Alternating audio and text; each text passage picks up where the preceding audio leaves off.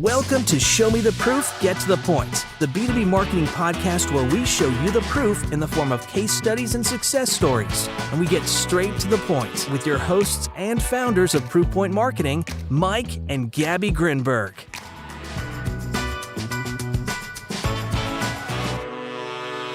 Welcome to Show Me the Proof, Get to the Point. I wish I had a gong right now because we are thrilled to have Udi Ledergor, Chief Marketing Officer from Gong, join us on the show today. Gong.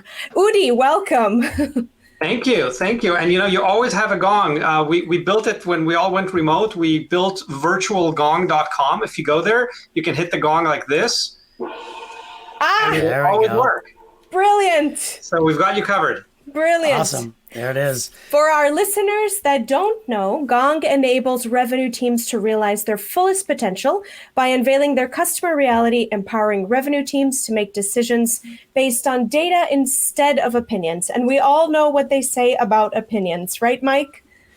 Yes, we do. And at this point, I don't know if there's too many people out there that don't know who Gong is, especially after your Superbowl commercial this year, which is what we want to talk about today and dive into some of the juicy details of why and how and what happened with it.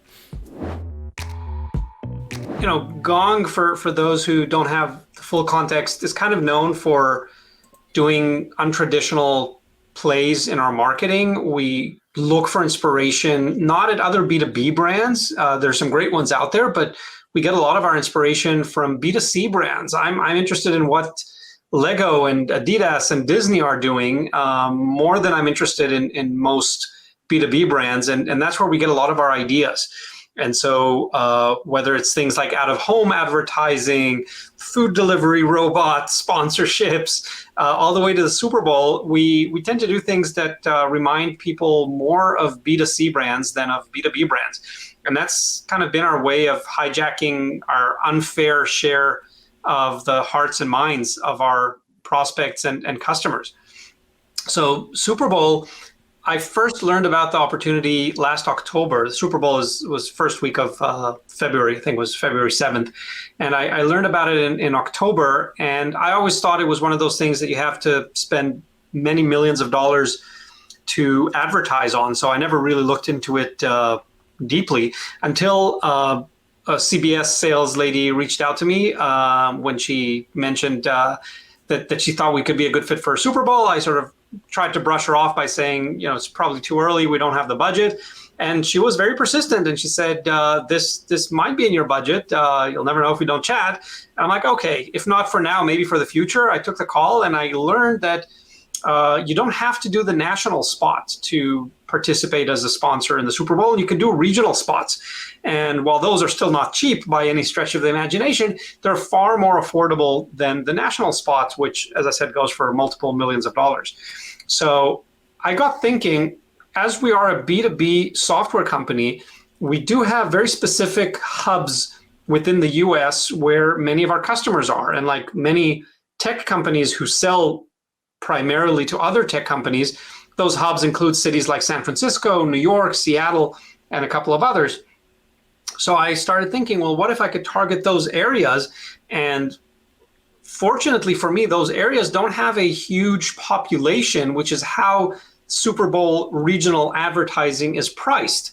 So if I were to target a very densely populated area like Austin or even New York City, that would be far more expensive than San Francisco. San Francisco has less than 1 million residents. I think only about 800,000.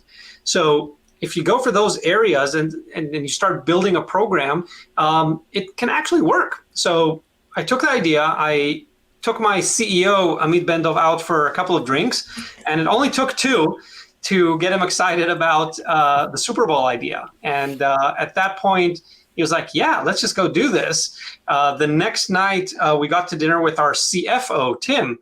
And Amit really did most of the work for me. And how many drinks did that meeting take? There's not enough alcohol in the world. Trust me. That was much harder.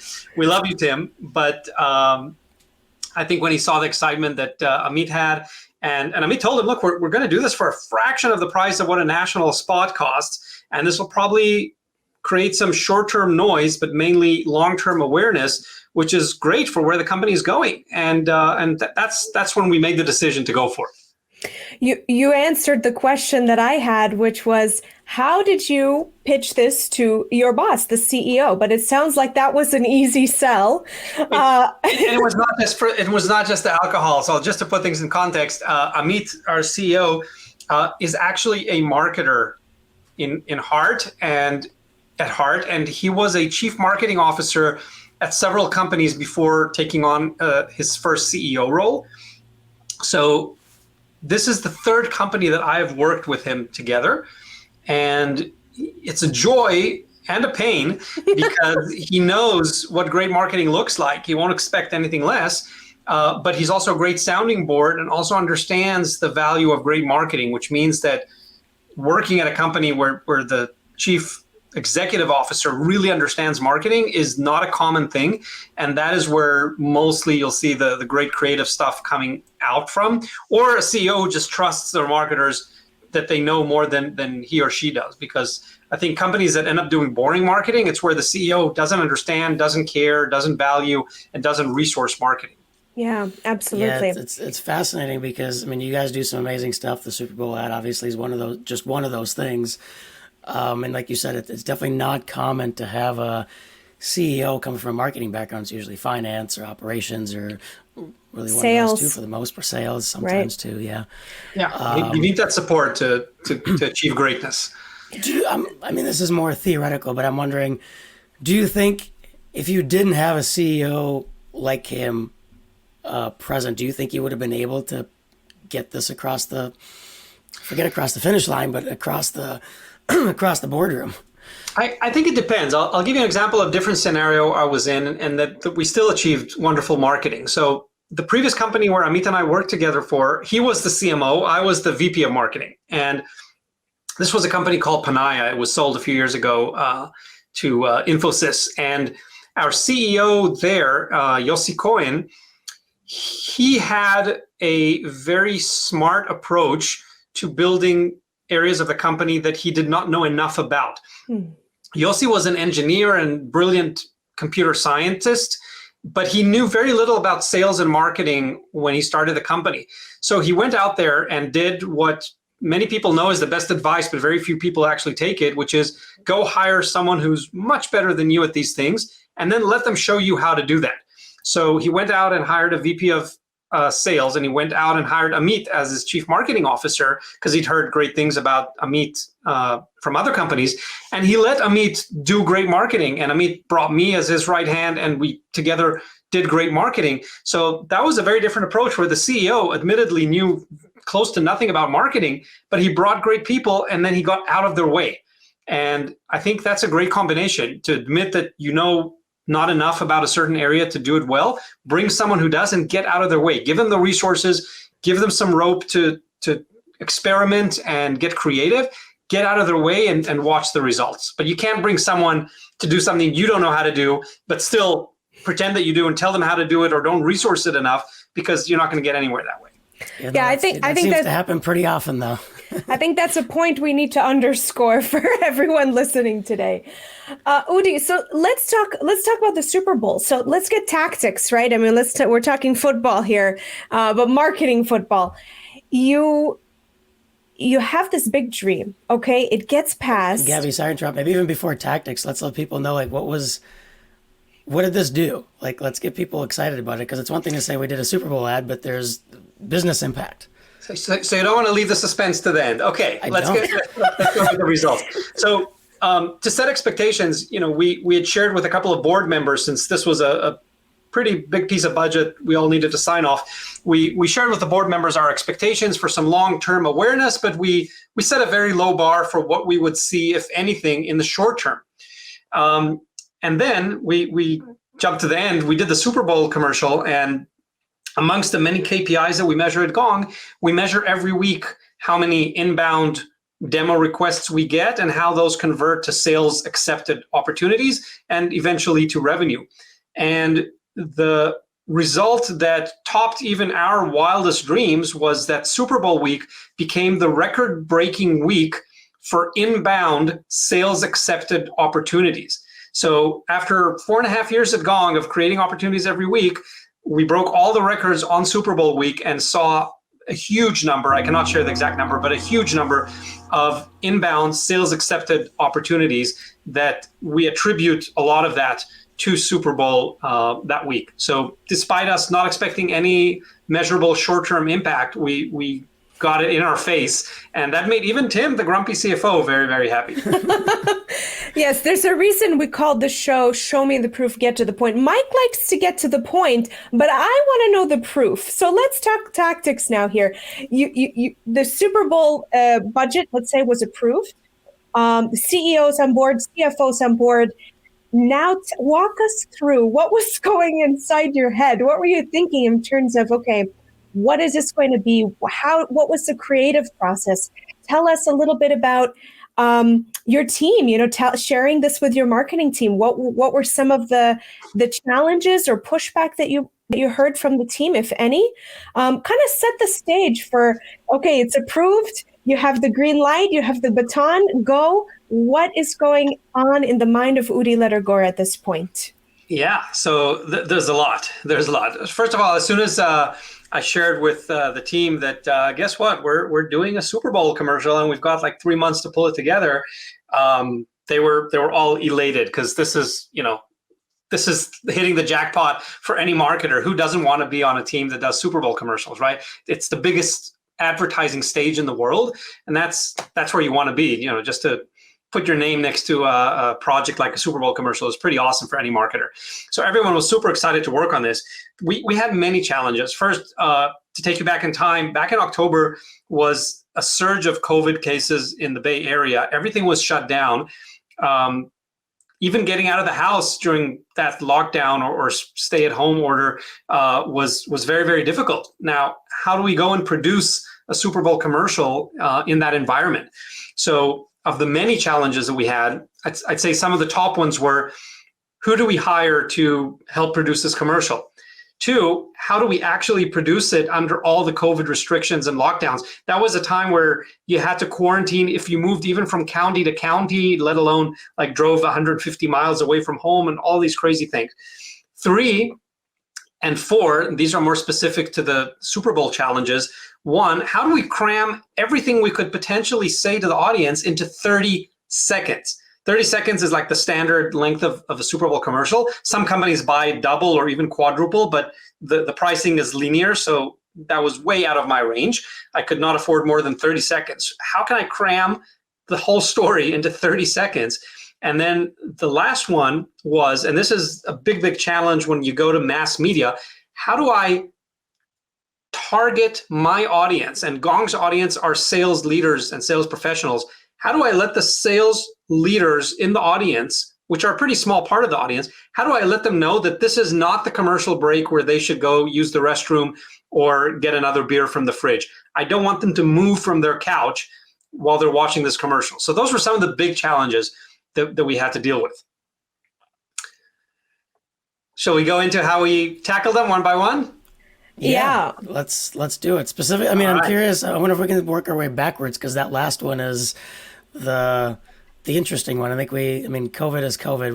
We've kind of all dealt with it, I think, at this point. Maybe not in that way, but how do you keep somebody on their couch instead of going a very target, your very niche target, like you said, right? Yep. Let's start there, because that's, like Mike said, that's where we want to dive in. Happy to. So, I've been doing content marketing for a good 20 years. And one of the things that always work when we do targeting of content marketing in a medium or channel where my target audience is there, but there are also other audiences. I'll give you an example. If I'm posting an ad or a white paper on LinkedIn, right? So my target audience of sales leaders are there, but there's also a bunch of other people from HR and finance and marketing, and I don't want to waste my money on them clicking my ads, and I don't want them wasting their time getting to a website or a content piece that's irrelevant to them. So one of the oldest tricks in the book is you put your buyer persona in the title or description of the content asset, right? Mm-hmm. So if I'm marketing something to sales leaders and I don't know, let's say these are three tips for building the best sales team in the world, I would probably write something like the 3 tips every CRO needs to know for building great teams, or the VPs of sales secrets to building and motivating a wonderful team. And every time you do that, you see that a very high percentage of the folks who click and download and consume that content are the buyer persona that you mentioned in the title, because now they are self-qualifying themselves. So if I'm a VP of sales, it's almost like seeing your own name. I guess your job title is the next best thing at work. You see your job title on something. This is for VP of sales, and you're a VP of sales. Of course, you're going to click that. This is for you.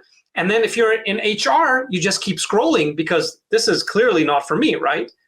So I thought, is there a way of doing that on primetime TV during the Super Bowl? But that is literally where the inspiration came from. How do we target the audience sitting with their bag of Doritos and beer and let them know that this is for all of you sales leaders in the audience right now? And so to fast forward the creative brief, I shared with the production company, our friends over at Picture Lab, hey, Alex and Dave, and I said, we need to self-qualify our buyer persona, the VP of sales. I only want them to stay and watch. I don't care if everyone else goes to the bathroom, but they have to stay. How do we do that? And then if you go and Google Gong Super Bowl commercial, you will see that the first 5 seconds or so of the 30-second commercial, the first seconds are a nameplate on a desk in an empty office, and the nameplate says Vice President of Sales. Mm-hmm. That is the first shot of the commercial, and it zooms into that nameplate, and then the VP of Sales character comes in. And that was my way of taking that old trick in the book that worked for traditional content assets on social media and anywhere else you consume our content. Why would that not work on TV? And it apparently did. It clearly did. Since is that still the record-breaking week? So it's still the record-breaking week. Yes, we have not broken it since. Well, and it's fun. This visual that you mentioned, this, the nameplate with VP of Sales.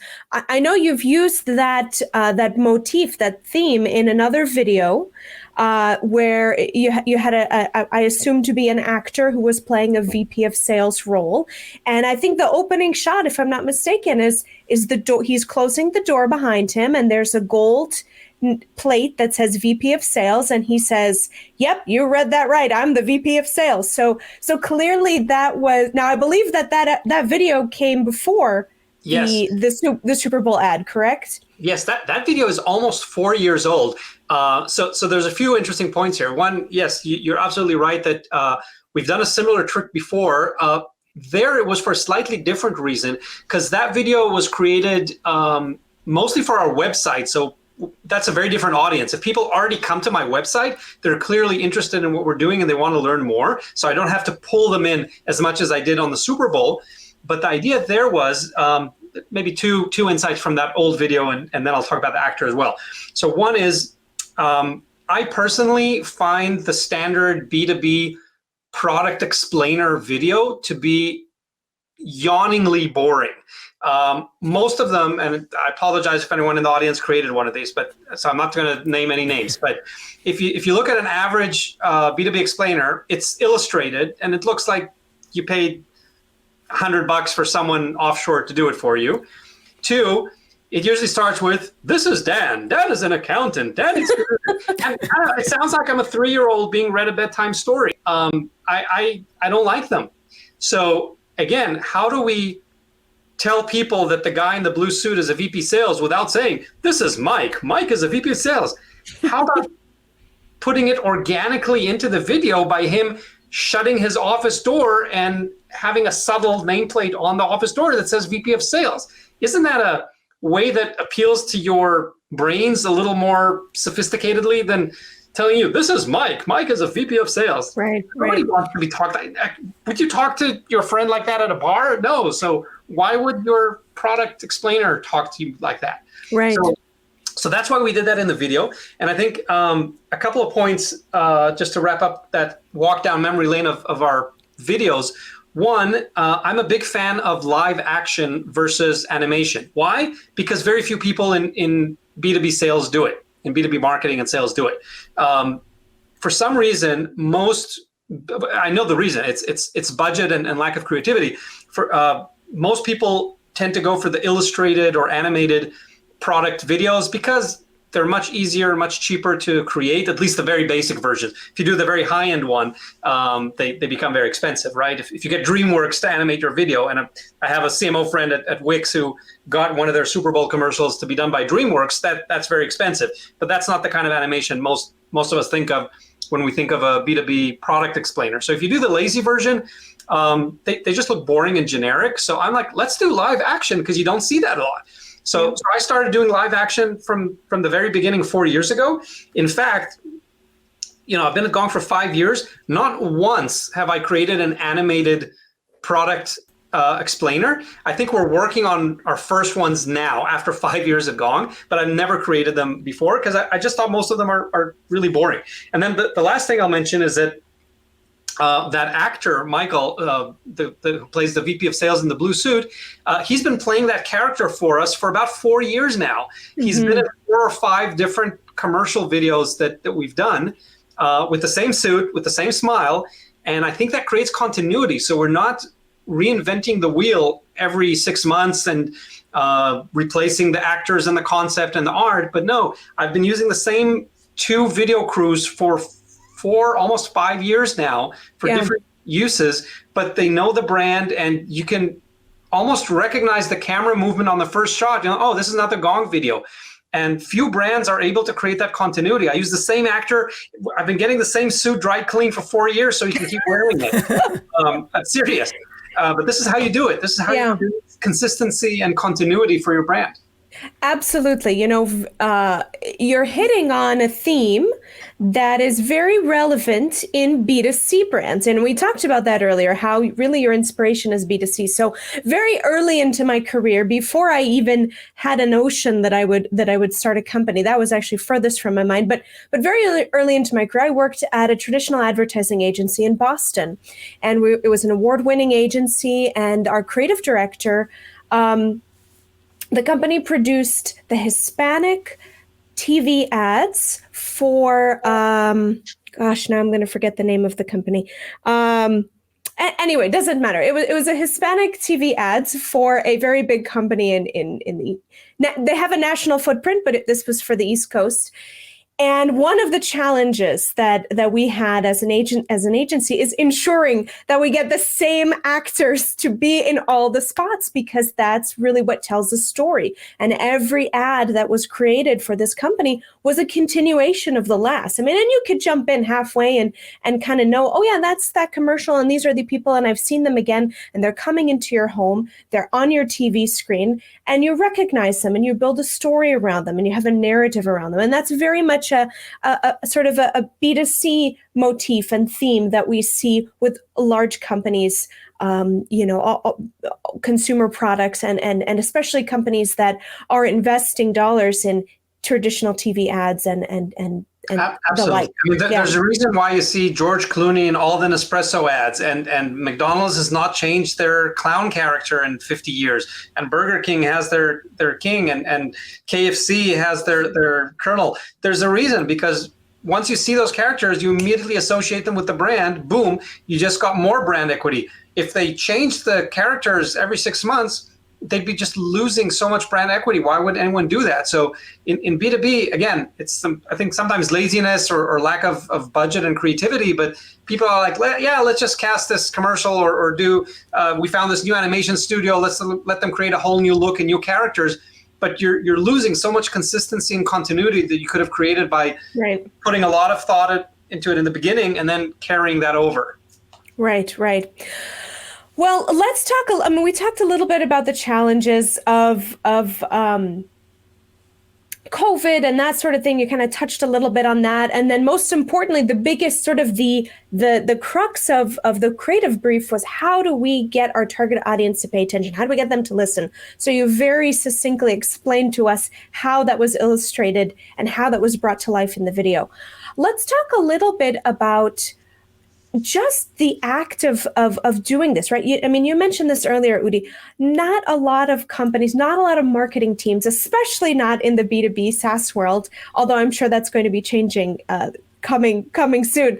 Not a lot of marketing teams have the privilege or the opportunity to work on creating something like a Super Bowl ad. So kind of break it down for us. What were some of the steps that you had to take that perhaps you may not have had that experience in the past, or your team may not have had experience? So what were some of the tools and the steps that you put in place to make sure that you went from, idea, which it sounds like you had an external creative partner and an agency help with that, but also internally, what were some of the things that you did to make sure twofold? One, that I'm assuming it was maybe a committee or a team that was part of the Super Bowl initiative, but then making sure that everyone else on the team felt included, felt involved, and that everything else that you do as a company was not sort of left behind or forgotten. Because I know, speaking from personal experience, I was not on a team. I was at a company where we had a big, huge launch. There was a Super Bowl ad too, and I was not part of that team. And man, I tell you, I was really bummed about that. But I think the challenge of a good leader is to make sure that, if you've got two major initiatives going on, a big campaign plus the everyday marketing engine that needs to run, how do you keep that going? How do you keep the teams happy, engaged, informed, but also ensure that everybody is sort of with the eye to the target? Because I would imagine, as a CMO with this brief in your hand, that may have been a challenge for you. So I'd love if you could tell us a little bit about sort of the day-to-day operations of going from, getting the idea down on paper to realizing it on the big screen. Yeah, happy to. So first, a little bit about sort of my philosophy around these creative projects. I'm a strong believer of involving the minimal number of people needed to pull things off, and to never try and design by committee or get a larger than necessary team required. There's an old saying that no monument was ever erected to commemorate a committee. And it's true, right? All the monuments, if you go to every major city in the world, the monuments are one man or one woman, usually on a funny horse standing on its rear legs. It's never of a committee, because committees never do great things. It's true. They never do great things. So I never design by committee. There's always one decision maker. And on most marketing projects, I'm the ultimate decision maker if they're high profile like Super Bowl. And then I involve a small number of people that I want input from, and I want to hear other opinions. But they know that I might be the only one in the room holding my opinion. But at the end of the day, if I'm the decision maker, I make the call, and then everyone respectfully disagrees and commits, and we move forward. So Super Bowl was no different. I involved our brilliant content team. Shout out to Devin and Jonathan and Nehal and now Jordan. We have amazing creative people on our content team, and I wanted to get their feedback and ideas, because I don't think I have the best ideas. I have very decisive taste. I can tell you what I like and don't like, but I'm very open to hearing lots of ideas, because many brilliant ideas didn't originate with me. So that's what we did. We started working with our production company, and we decided to go with a production company that produced all of those previous videos, because even though they'd never done a Super Bowl commercial, and we did have a dilemma, should we go with a big name studio or production company that has done these before, or should we trust our instincts and our partners for the last 4 years and go with them again? And we decided to go with our partners, thinking that they've done such great work for us so far, they should be able to do a great Super Bowl commercial as well. And they did. So we went with them because they already knew the brand, and they know how we think, and they know what we like and what we hate. And it's paid off, of course. So with my small creative team, content team, we started working with the folks at Picture Labs, and we reviewed several different concepts of what the story could be about. Should it be like sports themes or football themed to make it more relevant for football? But I'm like, no, that's too obvious. Everyone's going to be doing something about football. No, that's the obvious is rarely the right decision. So we kept exploring. And how much should we get specific about what the product does? Well, that can be kind of boring, right? Nobody wants to see a walkthrough screenshots in the middle of their Super Bowl game. So it's got to be something interesting. And then we started thinking about different concepts, even thinking that due to production difficulties during COVID, we were thinking of just re-editing old materials from that video that you mentioned of Michael walking down the corridor and talking with his team members. And we even edited a version of that. We edited a fresh short version of that, and it's good. And we use it for advertising. But I said, I don't want to use that for Super Bowl because it looks like it belongs to a different era. Because remember, Super Bowl came off the heels of the worst year many of us have had during COVID. Seeing an office full of unmasked people huddling together just looks unreal, and not in a good way.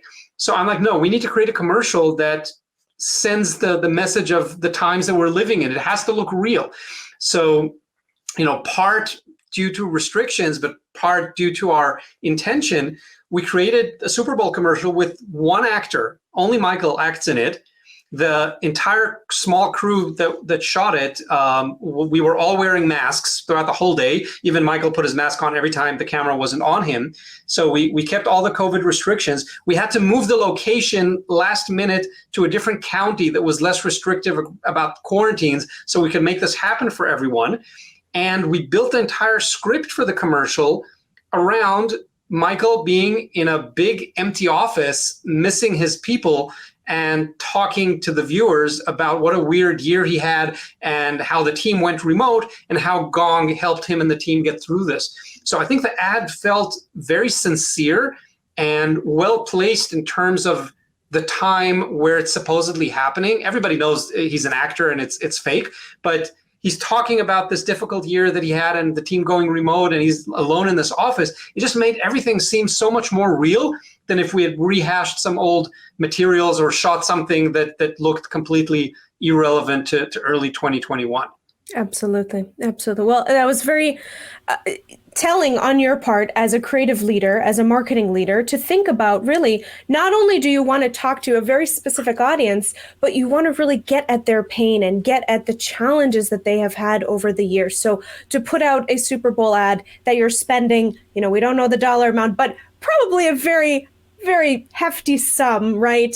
To put out an ad that could be potentially tone deaf or could miss a giant pain or a giant issue that everyone has been experiencing would have been a big miss. So very smart to think through those things and to to continue using that same actor, which I think he happens to be very charismatic, and he plays the role of VP of sales superbly well. I think we completely ruined his career. He can't do anything else after. Well, you'll have to hire him at Gong then, apparently, right? He's doing mostly theater now, so he's happy to jump on a plane and join us for another commercial shoot whenever we need him. Very nice. So I'd love to talk about what's next in terms of, obviously this was a huge success, more so than you even expected, it sounds like. What's come off the heels of it? And along with that, I don't know if you can share this or not, but are you planning another Super Bowl commercial for next year? There's a good chance that we'll do another one. I mean, after a success like that we had this year, I'd be crazy not to at least consider doing another one. I'm happy to also share things that we tried following the Super Bowl that did not work, and that's part of experimentation. So Super Bowl was our first venture into television, and a big one at that. And as these things happen, minutes after the Super Bowl commercial aired, my inbox and LinkedIn were full of every broadcasting network and sports team trying to sell me sponsorships for every team and game that you can imagine. And we bought a few. So we did some basketball in the Final Four, and we've been sponsoring the PGA Golf Masters tournament. And we've tried a few other things in the last few months, and none of them have been fantastic. I'll put it that way. None of them have been fantastic. We've been closely monitoring what's working. We could repurpose the Super Bowl commercial because it was not specific to football or even sports. So we used that great asset. And it's not been doing fantastically well in other sports and other programs. And so we recently decided to sort of pause that part of our advertising. Mike on my team, who manages digital advertising, send us weekly reports of how things are going. We encourage the experiment, and we now have enough data to say, okay, we're going to pause this. We're going to take our money and energy elsewhere and try some other things. I can share that I'm very interested in product placement in television and motion pictures. I think there's some fascinating examples. As you can guess, they're almost all from B2C. So like all of you can name James Bond's drink of choice and probably which car he drives. And there's a reason for it. I want people to recognize Gong in the next TV show that talks about salespeople. So that's kind of one of the directions I'm currently fascinated with. How do we get product organically embedded in media that people want to consume, right? I don't want to shove it in their face. I want to be there when they want to consume something. I think, Udi, you should get on the segment of, what's that show, Mike, HBO, the Silicon Valley. Silicon Valley. Is that still live? Is it still going? I don't know. I don't know. I think they're done. They wrapped. Okay, we it's been a while since we've had our HBO membership, you can tell, but it was a good. And I don't watch TV at all, so I'm a real person to talk about television. I don't watch television at all, but that's where my mind is going. I don't want to give too much away, because we are working on some pretty surprising things. But I'll leave you with this. Branding and logo don't have to be just visual. Mm-hmm. There's an amazing book that Martin Lindstrom wrote many years ago. It's called Brand Sense. And he talks about how we can all immediately recognize the smell of crayons and of a new car, and how we can probably all remember the ringtone of a Nokia or the start sounds of Windows 95, right? Those are part of their brands, and they appeal to senses other than our sight. Why don't B2B brands appeal to other senses other than sight? Why do we all just have a logo and a typeface and a color, but we don't have anything sonic or auditory or olfactory? So I'm actually spending some money and time right now on developing other sides to the Gong brand that will be out hopefully in a few months. I'm not going just for your eyesight anymore. I'm going to brainwash you with your smell and with your hearing and with everything I can get my hands on. Cue the Gong sound right now. Cue it up. Boom. Yes. Why not? Why not create something that every time people not only see but also hear or smell or touch is identified with your brand? I mean, that's only a good thing. And B2C brands have understood that for many, many, many years. Which is why they keep their, jingles and animations and smells, and they repeat them over and over and over. So I'm looking to expanding the Gong brand experience into some of the other senses these days. I'm excited to see in-person experiences and events come back towards the end of this year, and we're already busy planning our brand new hybrid experiences and what's that going to look like. I don't want to give too much away to leave something for the element of surprise, but before this year is done, we're going to have some new and exciting hybrid experiences that folks can tune into in multiple ways, in multiple locations, however they choose to join us. That is very exciting, and we are based in the Twin Cities, and I know you guys have an office in California and Israel. So hopefully, if we get a chance to travel your way, we'll maybe get a chance to experience those in person. But for sure, our team, and I know a lot of people in our network, we are excited to at least vicariously experience those things from the comfort of our homes and digitally.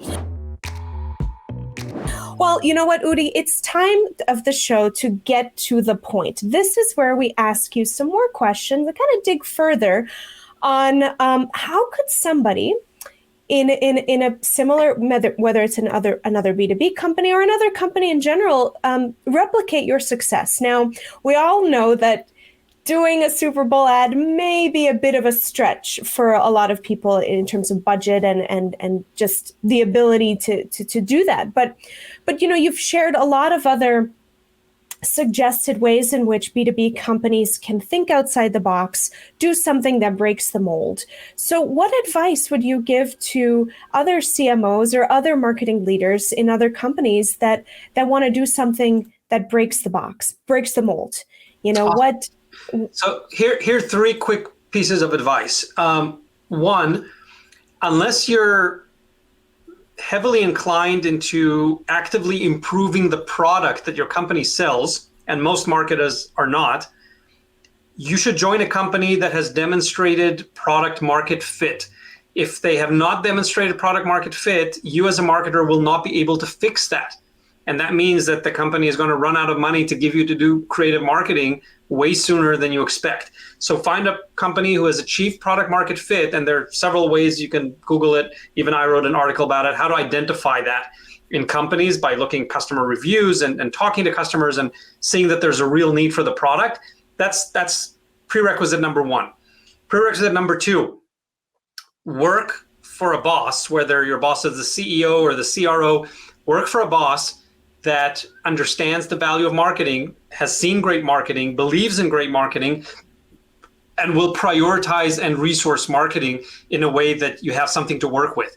I think it's difficult to the point of maybe impossible of changing someone's view on marketing. So if you have a CEO who doesn't believe in marketing, and we've all heard and met those people, you're probably better off going somewhere else. There's no easy way of saying this, but if you're frustrated, if you're finding yourself proving the need for marketing every month and every quarter, it's probably not the company that's going to allow you to do these creative, wonderful things. So number one was identify product market fit so that you can just scale the message and the story of a product that actually works and people get excited about. Two, work for a boss who understands, values, and resources marketing. And three, within your annual budget, leave something. It can be 5% or 10% or 15%, but leave a certain percentage of your budget for experiments that you are not committing to in advance. You don't know what those will be. When I heard about the Super Bowl in October, I did not know about that the previous December when I signed off on my budget. So have an experiments budget that you can use ad hoc as you see new opportunities. When I saw an opportunity for wrapping cars around Dreamforce, I hadn't thought about that or even known about that a year in advance. But when Dreamforce came around, and a month before I saw this opportunity, I had an experiments budget that I could jump on and use and utilize that opportunity and hijack a lot of traffic my way. So I think those are three things that are going to get you off to a great start. That is brilliant advice, I think, for anyone listening out there, and whatever level of your career, right? You don't have to be a chief marketing officer, a VP of marketing to take that advice and apply it to your career. Like you said earlier, most things don't happen by committee; they happen by one person leading the charge. So, but if you are somebody on a marketing team that is listening today, taking this advice and whispering it in the ears of your boss or of the people that are above you and decision makers. Not only do you make them look good, you make yourself look good, and you learn some valuable lessons on your way and as you grow in your career. So Udi, thank you so much for sharing the journey to Superbowl with us, the challenges that you had to experience with COVID, which we all experienced so many challenges with COVID, but then you got to add the additional challenge of doing something that the company has never done before in such a big way, making such a big difference overnight to your to some of your KPIs and your sales metrics and marketing leads. So kudos to you, kol hakavod, as we say. Thank you very much. Let's get to the lightning round. So this part of the show is a lot of fun. We're going to ask you some fun questions, and maybe we'll throw in a couple that might surprise you. So, Mike, do you want to kick us off? Sure thing. So, question number one: what is the main KPI you use to evaluate marketing success? Pipeline generated. What is a new marketing strategy or tactic that you're looking forward to testing out this year? Which you've already given us a whole bunch, I think.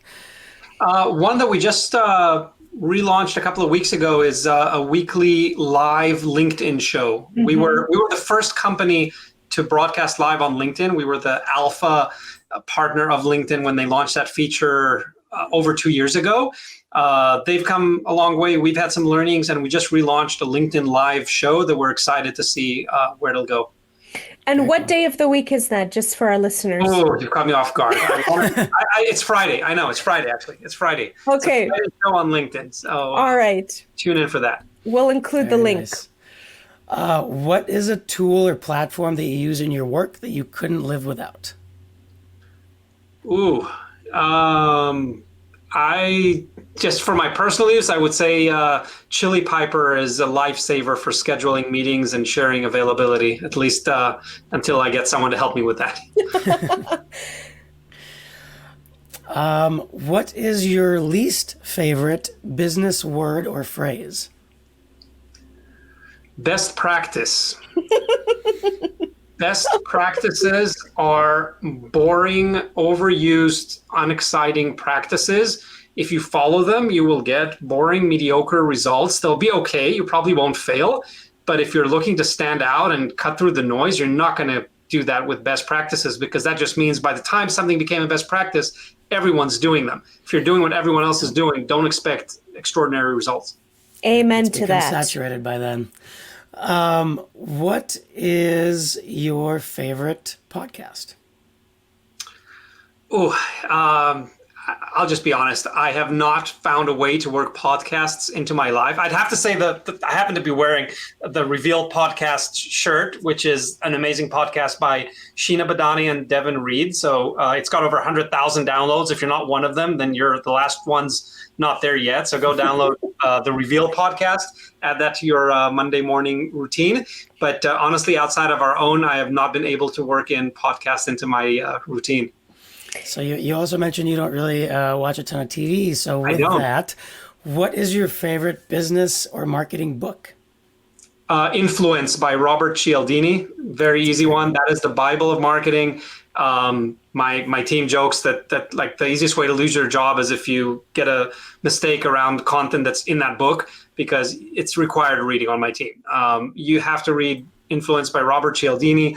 It's genius. It refines the 6 pillars of how to persuade human beings. And even though it was written in the early 80s, it encapsulates how we move people today on social media, on television, and sales calls, and every situation where you're trying to convince someone to do something. If you truly understand those 6 pillars, you can get anyone to do anything, and you'll be a much, much better marketer. Excellent. And last but not least, who is a B2B marketing expert that you admire on LinkedIn? B2B marketing experts on LinkedIn. There's several. I'll have to mention Robin from Matterport, Ryan from Whereby, formerly from G2. There's Trisha at Drift, who is doing wonderful work and maturing that brand in the last couple of years. So I think I'll pause there. All right, a couple of bonus questions. All right, now I know you said you don't watch a lot of TV, but surely you have a favorite Super Bowl ad. I told you I don't watch TV. I'm terrible. Okay. All right, we'll give you a pass. You can come back. I will say though that this year I think it was the only other B2B brand other than Gong was Fiverr, which interestingly is another Israel-founded company. They had a very interesting commercial that, if anything, it was bold and unconventional. They hired the owner of Four Seasons Landscaping, if you remember that story. They hired him for the commercial. I thought that was a gutsy move. I don't remember that one. I'll have to Google it. Yeah. All right. You've mentioned throughout our show today that really the B2B brand experiences are some of the most memorable to you, and things that you'd love to see more B2C, but more B2B brands embrace. So can you tell us, do you have a favorite B2C, sorry, I keep messing those up. Do you have a favorite B2C brand experience that sticks out in your mind? I usually return to Disney or one of their sub-brands like the Muppets. I think no one can even compete with them on storytelling. And what other brands elicits words like magic when you describe the experience that they give you? Whether you're a child or an adult going to a movie, I just watched the new Cruella movie that came out last week, and it's magical. It's just magical. And I went with my 3 kids to Disneyland last year, and I had very low expectations. I thought that, all the great memories I had as a child belonged in my childhood, but it was completely magical. I probably enjoyed it more than my kids did. If you can do, 1/100th of that in your brand, then you're going to do great. I completely agree. And it's probably no accident that we see Kermit the Frog and Eeyore behind us on the videos. Whose arm on top of them as well. Yes. Well, Udi, thank you so much for joining us on the show. We've really enjoyed getting to talk to you, learn more about all the exciting things that you're doing at Gong. What's the best way for our listeners to connect with you? The 2 ways is look me up on LinkedIn. There's only one Udi Ledergor on LinkedIn, so I've got very little competition on the name. We'll talk about that another time. And 2, if you're last to get on the revenue intelligence train, please go to gong.io and ask for your Gong walkthrough today to see how we can help your revenue team.